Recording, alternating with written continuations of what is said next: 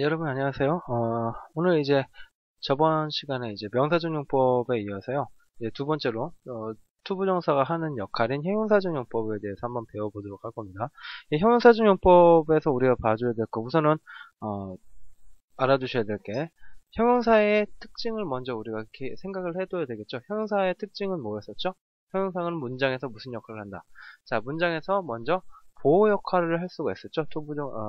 형용사라는 애가요. 그죠? 그 다음에 두 번째로 수식어라는 애 역할을 한다 그랬었죠. 수식어 역할인데 누구를 수식하는 역할? 명사를 수식하는 역할을 한다 그랬었죠. 그죠? 맞죠? 그래서 이 형용사적 용법은 두 가지 부분에서 보호로서 쓰이는 것, 그죠? 보호로서 쓰이는 것, 주격 보호로 쓰이는 애들이 많긴 한데, 어쨌든 간에 이 보호로 쓰이는 애들과, 그 다음에, 그 수식어로서 그냥 명사를 수식하는 그런 역할, 요 두 가지로 나눠서 생각을 하시면 될 것 같습니다. 네. 자, 그래서, 형용사적 용법에 대한 얘기를 한번 봐보도록 하죠. 자, 형용사적 용법이라는 거는, 이제 투부정사가, 동사와 이제 결합돼서 나온 형태가 되겠죠. 그랬을 경우에 이제 형용사 역할을 한다라는 거다. 방금 했었던 얘기가 되겠죠. 그죠? 자, 그래서 두 가지 용법으로 볼 텐데 우리가 형용사에서 배웠었던 거 그대로 생각하시면 됩니다. 한정적인 용법, 그 다음에 서술적인 용법이 우리 형용사를 배웠을 때 배웠던 용법이었었죠. 그죠? 한정적 용법에 대한 얘기가 뭐였습니까? 한정적 용법은 바로 형용사가 뭘 할 때, 명사를 그냥 수식할 때, 그죠? 그 다음에 서술적 용법이라는 거는 형용사가 어떻게 할 때였었죠? 보호로서 쓰일 때, 그죠? 그래서 형용사는 두 가지 용법이 존재한다고 했었습니다. 이렇게 두 가지가. 자, 그래서 이 서술적 용법, 한정적 용법이라는 게 똑같이 어떻게 된다? 형용사적 용법이니까 투부정사의 형용사적 용법이니까 똑같이 투부정사가 이 한정적으로 쓰이면은 명사를 수식하는 경우, 그 다음에 서술적으로 쓰이면은 보호로 쓰이는 경우 이렇게 두 개로 볼 수가 있다라는 얘기가 되겠죠, 그죠? 맞죠? 자, 방금 했던 얘기가 바로 그 얘기가 되는 겁니다. 그 명사 수식과 이제 그 보호의 얘기가 되겠네요. 자, 그래서 한정적용법은 지금 본 것처럼 명사를 수식하는 그런 투부정사. 그래서 일반적으로 명사가 나왔을 경우에 이 투부정사라는 애가 그 뒤에서 투부정사가 이 명사를 수식해주는 그런 모양으로 이렇게 쓰이게 되고요.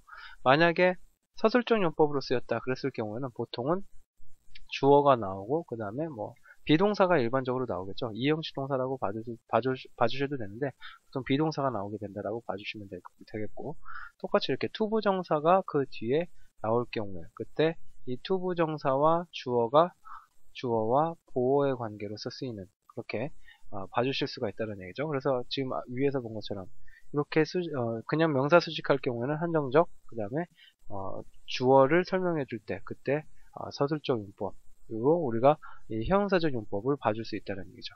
자, 그래서 특징이 명사 수식할 경우와 그냥 보호로 쓰일 경우하고는 약간 좀 달라집니다. 명사를 수식할 경우에는 그냥 수식하는 의미, 그죠? 뭐뭐의 어떠한 명사라는 의미로 쓰이는 거고요. 서술적 용법으로 쓰일 경우에는 비동사 플러스 투부정사 형태로 보통 쓰여서요.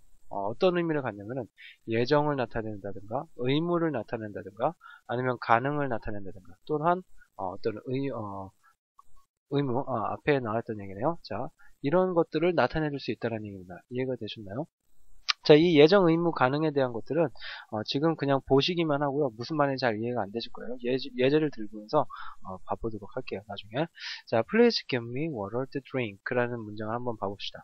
자, give me water. please라는 애가 앞에 나와서 그 명령 형태, 그죠? 명령문 형태가 되겠네요. give라는 애가 동사가 먼저 나와 있고, 그 다음에 me라는 애가 뭐가 되죠? 목적어가 되겠죠. 그 다음에 또 water가 또 뭐가 되지? 또 목적어가 되겠죠. 그죠? give라는 애는 우리가 알고 있는 바와 마찬가지로 수요동사로 쓰이는 애니까요. 그죠? 수요동사로 쓰이는 애니까 수요동사 간접 목적어, 직접 목적어라고 볼 수가 있겠죠. 그죠? 맞죠? 그러면 투부정사라는 애는 도대체 뭘까? 여기서 지금 투부정사는 무엇으로 쓰였을까를 봐봐야 되겠죠. 자, to drink. 누구랑 관계 있습니까? water랑 관계 있습니다. 그죠? 마실 물이 되겠죠. 그죠? 의미상으로 해서 주시오. 그죠? 나에게 주시오. 물을 주시오인데 어떤 물? 마실 물을 주시오가 되겠죠. 그죠? 맞죠? 자, 그래서 이 to drink 자체가 앞에 있는 water라는 명사와 관계 있는 애라고 봐줘야 되니까 무슨 용법이다? 바로 형용사적 용법이라고 봐줄 수가 있는 거죠. 그죠? 그런데 얘는 지금 형용사적 용법에서도 지금 비동사 뒤에서 쓰이는 투부정사가 아니니까, 그죠? 명사를 수식하는 투부정사니까 무슨 용법이에요? 이 형용사적 용법에서도 똑같이 위에서 본 것처럼 명사를 수식하는 애니까 한정적 용법으로 봐줄 수가 있다는 얘기입니다. 이해가 되셨나요? 오케이. 자, 그 다음 거도 한번 봐볼게요. You don't have money to buy a car. 자, you don't have, you 주어, don't have money. don't have가 동사가 되겠죠. money는 목적어가 되겠네요. 그래서 당신은 돈이 없다라는 의미가 되겠네요. 자, to buy a car라는 애는 무슨 역할을 할까? to buy a car라는 애는 자동차를 사다라는 얘기가 되겠네요. 자, 그래서 자동차를 사는 애는 누구랑 먼저 관련이 있는지를 봐주셔야 되겠죠. 누구랑 관련이 있죠? 머니와 관련이 있죠, 당연히. 그죠? 자, 그래야지만 의미상으로 말이 되겠지. 의미상으로 자동차를 살 돈을 당신이 가지고 있지 않다는 의미가 되겠죠. 그죠? 마찬가지로 해서 투부정사가 뒤에서, 명사의 뒤에서 명사를 수식해주는 애기 때문에 형용사로 지금 쓰인다라고 볼 텐데, 명사 뒤에서 투부정사가 쓰이게 되면 위에서 본 것처럼 이럴 경우에 뭐가 된다? 한정적 용법이 된다라고 얘기했었죠. 그죠? 그러니까 이 형용사가 지금 한정적 용법으로서 쓰이고 있구나 라는 것을 우리가 알 수가 있다는 얘기죠. 이해가 되셨죠? 자, 그래서 형용사적 용법에서 이제 부정사는 보통 명사 뒤에서 그 명사를 수식을 하는데요. 투부정사가 보통 이제 이렇게 형용사적으로 쓰일 경우에는 뭐뭐 하는, 뭐뭐 할의 뜻으로 쓰이게 되고요. 보통 이렇게 명사 뒤에서 수식을 한다. 이렇게 봐주시면 된다는 얘기예요. 지금 그래서 우리가 위에서 본 것처럼 의미상으로 마실 물, 그죠? 뭐뭐 할 물이죠. 그죠? 마실 물, 뭐뭐 할 물, 그죠? 마실 물. 자, 자동차를 살, 뭐뭐 할, 그죠? 자동차를 살 그런 돈이 되겠죠. 의미상으로 우리나라 말로 해석하면 이렇게 뭐뭐 하는, 뭐뭐 할이라는 의미로 쓰일 수가 있다는 얘기가 되겠죠. 오케이. 자, 그 다음에 우리가 봐줄 게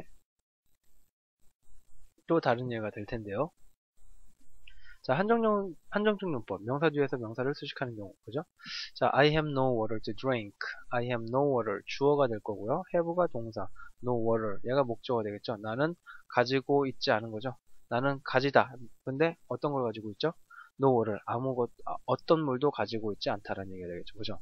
자, 그러니까 또 가지는 대상이 뒤에 나오는 water가 될 테니까 목적어가 되는 건데, to drink가 하는 역할은 앞에 우리가 문장에서 본 것처럼 앞에 있는 동사, 명사, water를 수식해주죠. 그래서 똑같이 마실 물이 나는 없다 라는 얘기가 될 테니까 명사 뒤에서 투부정사가 수식을 해준다. 그래서 한정용법이라고 볼 수 있는 거가 되겠죠. 자, 그 다음 거 I have work for you to do. 자, 얘도 잘 봐보면은 주어는 I가 될 거고요. have가 동사가 되겠죠. works라는 애가 목적어죠. 그렇죠? 그래서 나는 가지고 있는데 일을 가지고 있죠. 그죠? 나는 일이 있다라는 얘기입니다. 아시겠죠? 자, to do라는 애를 먼저 좀 봐줘야 될 것 같아요. to do. 얘는 무슨 의미로 지금 쓰였을까요? to do. to do가 지금 관련이 있는 애를 먼저 한번 봐줘야 될 것 같은데, to do 자체가 앞에 있는 works랑 관계가 있다는 거 우리가 쉽게 알 수가 있겠죠. 그죠? 자, 그래서 의미상으로 어떻게 되는 겁니까? 나는 할 일이 있겠다. 그죠? 형용사적 용법이라는 애는 뭐뭐 할, 뭐뭐 하는 이라는 의미로 쓰였으니까 위에서 본 것처럼 to drink, water to drink라고 본 것처럼 마실 물이라고 본 것처럼 할 일이라고 해석해 주시면 된다는 얘기예요. 근데 문제는 뭐냐면은 그 앞에 for you라는 애가 나왔다는 게 문제가 되겠죠. 그죠? 이 for you 어디서 봤었습니까? 우리 맨 처음에 의미상의 주어라는 거 하면서 for 더하기 목적격이라는 거 봤었죠. 그죠? 자, 그러니까 이 for 더하기 목적격이 무슨 역할을 하고 있다라고 보면 되냐? 얘가 to do와 관련이 있다. 그죠? 그래서 얘가 투부정사, to do라는 투부정사의 의미상의 주어로 쓰이고 있구나라고 봐주시면 된다는 얘기예요. 그죠? 자, 그러니까 나는 일이 있긴 있는데 내가 할 일이 있는 게 아니죠. 그죠? 내가 할 일이 아닙니다. 그죠? 내가 할 일이 아니라 누가 할 일이에요? 당신이 할 일이라는 얘기입니다. 이해가 되셨습니까? 자, 만약에 for you가 없으면 어떻게 되죠? I have works to do 했으면은 나는 내가 할 일이 있다라는 의미가 된다는 얘기예요. 그죠? 오케이. 자, 그런데 만약에 for you라는 애를 to 부정사 앞에다 써주면은 이 to 부정사의 의미상의 주어가 for you가 되기 때문에 그때는 무슨 말이 된다는 얘기요? 내가 할 일이 있는 게 아니라 당신이 할 일을 내가 가지고 있다라고 봐주시면 된다는 얘기입니다. 이해가 되셨나요? 일은 내가 가지고 있는데 그 일이 내가 할 일이 아니라 당신이 할 일이라는 얘기죠. 오케이. 그러니까 뭐 보스 어떤 상사의 입장에서 보면은 이런 말이 나올 수가 있겠죠. 나는 어떤 일거리를 가지고 있는데 당신이 할 일거리를 내가 지금 가지고 있다라는 얘기가 될 수 있겠다라는 얘기입니다. 이해가 되셨나요? 약간 좀 복잡한 얘기가 될 수가 있겠네요. 오케이. 자, 한정형용법에서 그래서 투부정사가 동사원형 이렇게 나오게 될 텐데, 이렇게 사용된 동사가 만약에 자동사일 경우와 타동사일 경우 거기에 대한 얘기를 좀 우리가 봐보도록 할게요. 자, I have a letter to write. 자, 이렇게 문장이 나왔을 경우에 형용사적용법은 좀 복잡한 얘기가 있는데, I have a letter to write 했을 경우에 이렇게 투부정사가 나왔을 때 앞에 명사와의 관계를 봐보면은 어떤 형태로 쓰였는지 대충 우리가 파악이 된다는 얘기예요. 자, 형용사적용법이 나왔을 때는 이렇게 앞에 수식하는 명사와 뒤에 나오는 투부정사를 딱 보고서 문장에서 어떤 역할을 하고 있는지, 어떤 관계를 맺고 있는지를 좀 여러분들이 파악해 주실 필요가 있습니다. 보통 to write이라는 애는 쓰다라는 얘기니까 반드시 뒤에 write이라는 애 뒤에 누가 나와야 되죠? 목적어가 나와야 되죠, 그죠? 자, 그러니까 이 목적어가 필요한데 목적어가 없이 쓰였어요, 그죠? 글을 쓰다, 뭐 편지를 쓰다, 그죠? 이런 말을 쓸 수가 있는데 지금 목적어가 없죠, write 뒤에, 그죠? 우리가 동사적 성질에서 배운 것처럼 타동사니까 목적어가 필요한데, 자, 그런데 앞에 명사를 보니까 a letter라는 애가 있어요. 자, 여기서 우리가 추론할 수 있는 게 뭐냐면은 write의 목적어로 지금 누가 쓰였다? letter라는 애가 쓰였구나라고 봐줄 수 있다는 얘기입니다. 이해가 되셨나요? 복잡하죠? 보통 이제 이 문장 write이라는 애가 쓰였을 경우에는 나는 썼다, 뭐를? letter를 썼다, 이렇게 봐줄 수가 있겠죠, 그죠? 나는 편지를 쓴다 라는 얘기가 될 텐데, 이렇게 write 뒤에는 letter라는 애가 이렇게 목적어로 나올 수 있는 문장이 되겠죠, 그죠? 근데 지금 투부정사 구문에서 봤을 때는 그 뒤에 목적어가 letter라는 애가 없다는 얘기예요. 그 letter가 없는 이유는 뭐 때문에 그렇다는 얘기야? 그 앞에 letter라는 애가 이미 쓰이고 있기 때문에 write의 뒤에 또 똑같이 letter라는 애를 써줄 필요가 없다는 얘기예요. 그러니까 한마디로 이 letter와 write의 관계는, write는 동사가 되는 거고 letter는 목적어의 관계가 될 수가 있다는 얘기입니다. 이해가 되셨나요? 좀 복잡하죠? 이 얘기를 왜 하냐면은 그 밑에 나와 있는 예제들 때문에 그렇습니다. 이 밑에 나와 있는 예제들 한번 봐보세요.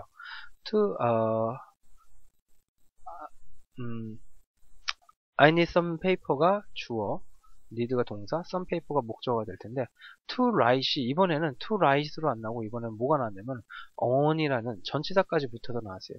이래야지만 옳은 문장이 됩니다. 왜 그러냐면은 이 문장 한번 봐보세요. I write some paper, 이런 문장 나오나요? 이런 문장 있나요? I write some paper. write 나오면은 write이 나왔으면 쓰다란 뜻이니까 그 뒤에 쓰는 대상이 나와야 되죠, 그죠? 근데 쓰는 대상이 paper예요. 자, 그럼 의미가 어떻게 되죠? 나는 종이를 쓴다라는 의미가 되죠, 그죠? 이런 문장은 우리가 존재하지 않는다는 얘기예요, 그죠? 이런 문장은 존재하지 않아서 X라고 지금 써 있다라는 얘기죠. 자, 그렇기 때문에 이 문장이 틀렸다, 이 문장이 맞으려면 뭐가 들어가야 돼요? I write 한다면 누가 들어가야 돼요? on이 들어가야 되겠죠, 그죠? 그래야지만 종이 위에다 썼다라는 의미가 될 거 아니에요, 그죠? 맞죠? 그러니까 그런 관계에서 본다면은 이 앞에 나와 있는 투부정사가 이해가 된다는 얘기예요. 왜 투부정사 write 뒤에 on이 붙었냐면은 그 앞에 명사가 뭐기 때문에, paper이기 때문에 그 뒤에 투부정사가 write on 형태로 붙어준다는 얘기입니다. 이해가 되셨어요? 오케이. 자, 위에 거랑 다시 한번 비교를 해볼게요. 위에 거는 I write a letter, 이 형태로 보통 쓰니까요, 그죠? 목적으로 그냥 쓰니까 이렇게 a letter가 앞에 나와 있을 경우에는 write만 쓰더라도 의미상으로 같다는 얘기예요, 그죠? 근데 밑에 있는 예제 같은 경우에는 보통은 I write some paper라고 쓰지 않죠, 그죠? 나는 종이를 쓰다라는 의미로 쓰이기 때문에 그렇게 써주면 안 되고, 반드시 I write on some paper 해서 나는 종이에다가 글을 썼다라는 의미로 보통 써준다라는 얘기가 되겠죠. 이렇게 써주는 게 옳은 거기 때문에 앞에 some paper가 있는 거로 봐서는 그 뒤에 투부정사는 그냥 to write 하면 안 되고 on이라는 애를 꼭 붙여서 써주는 게 맞다라는 얘기입니다. 이해가 되셨죠? 밑에 것도 한번 봐볼게요. I need a pen. I 주어, need 동사, a pen이 목적어가 되겠죠.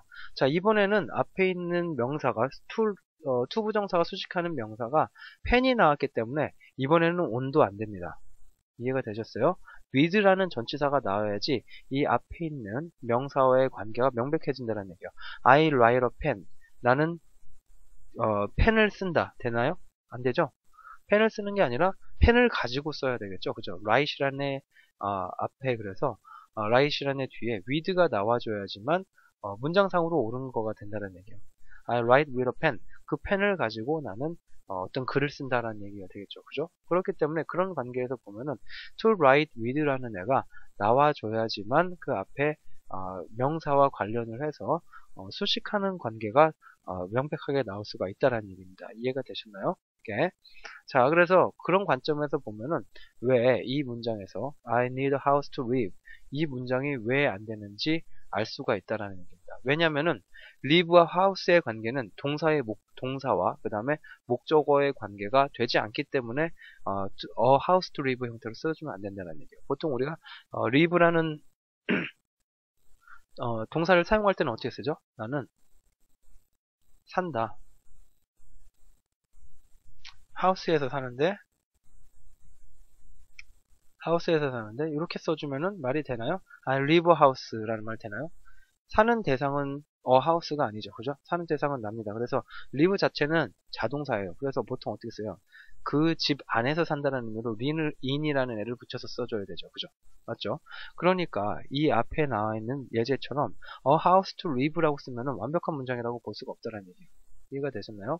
house와 to live의 관계가 원래 목적어와 동사의 관계가 아니기 때문에 그죠? 그래서 뒤에다가 전치사를 이렇게 붙여줘야지만 앞에 나오는 a house와 to live, to 부정사의 관계가 완벽해진다는 얘기입니다. 오케이. 굉장히 좀 복잡한 얘기죠. 이거는 좀 어려운 얘기가 될 수 있기 때문에 우선 그렇게 된다는 것만 알아두시고요. 나중에 더 자세하게 설명할 기회가 있을 겁니다. 이렇게 되는 것만 되는구나 라는 것만 우선 봐두시기 바랍니다. 자, 그래서 지금 한정적 용법에 대한 얘기를 명사와 관련했을 때 자세하게 한번 봐봤고요. 그 다음에 이제 한정적 용법 봤으니까 서술적 용법에 대한 얘기도 좀 봐봐야 되겠죠. 서술적 용법이라는 것은 바로 B2 용법이라고 얘기를 했었습니다. B2 형태로 비동사 뒤에서 쓰이는 투부정사라고 얘기를 했었습니다. 그때 운명이나 명령이나 예정이나 의무, 가능 같은 애들을 나타낸다라고 얘기를 했었죠. 오케이. 자, he is to make bread tomorrow. 자, 이 문장에서 is라는 애가 비동사가 나왔고요. 투부정사가 지금 통째로 지금 나와 있는데 얘는 형용사적 용법으로 봐줄 수 있는 게 왜 그렇냐면은 앞에 있는 주어와 관련되어 있는 애기 때문에 그렇습니다. 우선 중요한 거는 투부정사 앞에 자기가 수식해줄 명사가 없습니다. 그죠? 명사가 앞에 있어야지만 얘는 한정적 용법이죠. 그죠? 그런데 명사가 없으니까 얘는 한정적 용법이 아니라는 얘기예요. 이해가 되셨나요? 오케이.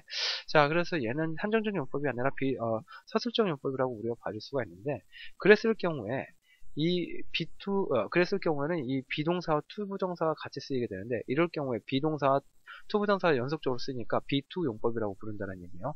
이때는 뭐로 쓰인다? 운명, 명령, 예정, 의무, 가능을 나타낸다고 했었죠. 그죠? 이 B2가 그래서 뭘 나타낸다? 예정을 나타낸다는 얘기예요. B2가. 자, 왜 그럴까? tomorrow라는 그죠? 미래를 나타내는 부사가 나왔기 때문에 그렇다는 얘기예요. 오케이. 자, 그래서 이 B2는 예정을 나타내서 의미상으로 누구랑 같냐면은 will이라는 애랑 같다라고 봐주시면 됩니다. will이라는 애랑 아시겠죠? tomorrow 때문에 B2는 will이 된다라고 봐주시면 돼요. 그래서 의미상으로 어떻게? 그는 will make bread. 그러니까 그는 빵을 만들 것이다. 내일. 이런 의미로 가주시면 된다는 얘기입니다. 이해가 되셨죠? 자, 그 다음에 그 외에도 she is to study English for the test 라는 애가 나왔는데 이번에는 is to, B2가 자체가 어떤 애로 쓰였어요? 의미상으로 예정으로 보면은 조금 이상이 좀 있을 것 같고요. 어떻게 해석을 해야 될까요? 영어 공부를 하죠. for the test. 테스트를 위해서, 시험을 위해서 영어를 공부하는 거죠. 그러니까 이 B2는 뭐라고 봐주셔야 됩니까? 어떤 의무를 나타내야 된다는 얘기죠. 의무는 어떤 애들이 의무의 역할을 했었죠? must라는 애가 의무를 나타내 줬었죠. 그죠? 맞죠?